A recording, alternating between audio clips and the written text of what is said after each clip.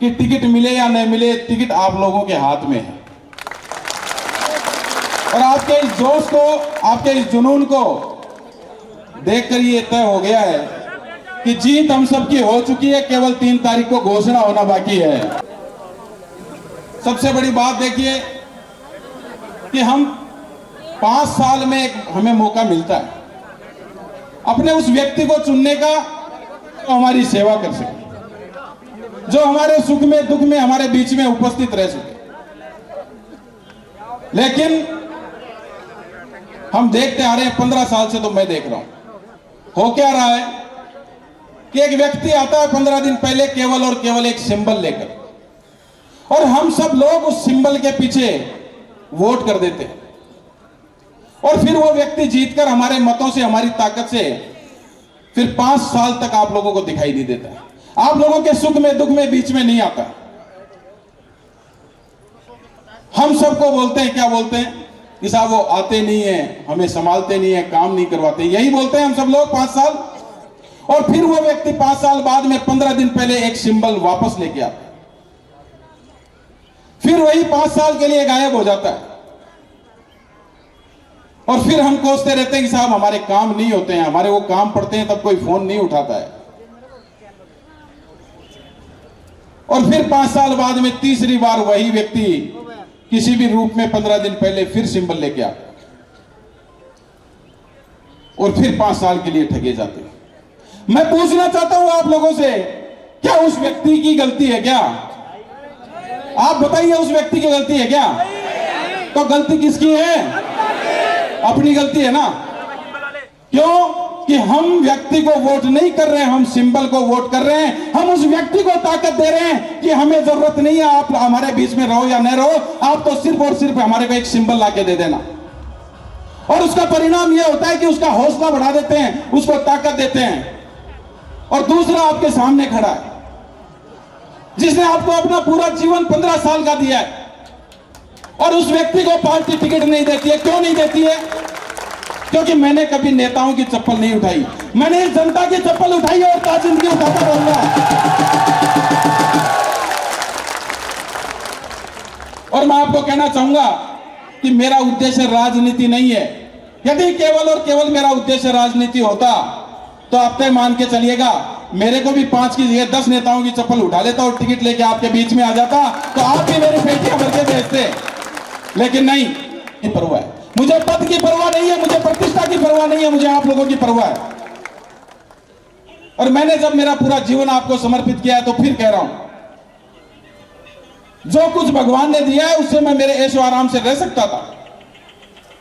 मैं राजनीति में ऐशो आराम के लिए नहीं आ रहा हूं, मैं ऐशो आराम के लिए नहीं आता हूं। आपको फिर कह रहा हूं, आप इस बात को अच्छे से समझ लेना, मैं आ रहा हूं आप लोगों के दुख दर्द दूर करने के लिए, आप लोगों की सेवा करने के लिए, आपके सुख दुख में उपस्थित होने के लिए।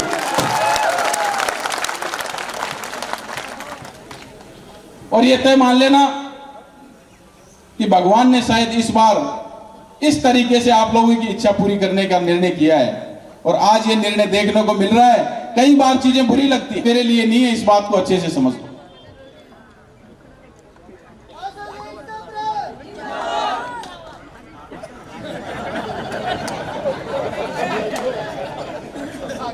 मैं फिर कहूंगा कि देखिए, एक मौका आता है, उस मौके पे हम सब लोग, आज आप देख रहे हैं कि सामने हमारे 2-2 प्रत्याशी उतार दिए गए। एक बीजेपी ने उतारा था पहले पैराशूट से, जिनको हमने हमारे जीवन के 10 साल दिए आप लोगों की ताकत से। आपने वोट से उनको ताकत दी। वो टॉप 10 में थे, मोदी जी के टॉप 10 में, और टॉप 10 में रहने के बावजूद आप लोगों के फोन नहीं उठाए, आप लोगों को संभाला नहीं, सुख दुख में आए नहीं। और मेरे हिसाब से जोटवाड़ा में वो रहते हैं, और जोटवाड़ा उन्हीं के लोकसभा क्षेत्र का हिस्सा है।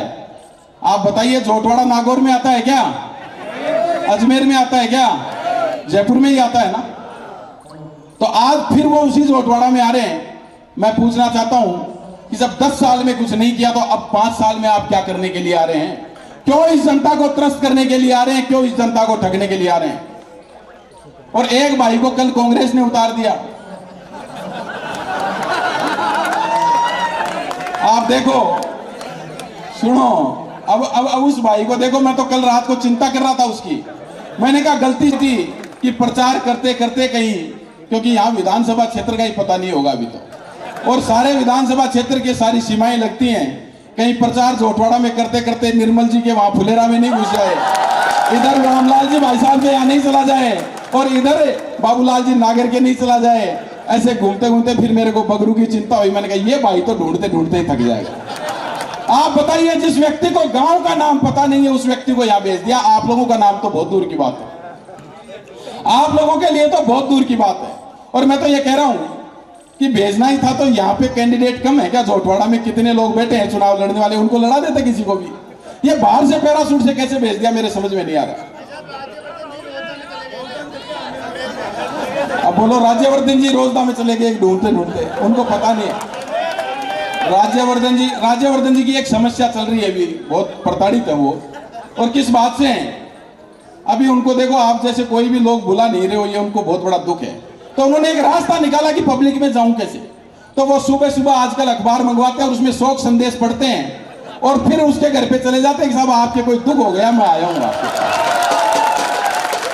मैं ये कहता हूं अगर 10 साल में आप शोक सभाओं में जाते, उनके बीच में जाते, तो आज आपको अखबार में ढूंढने की आवश्यकता नहीं पड़ती और नहीं हमारे जैसे को चुनाव लड़ने की आवश्यकता पड़ती।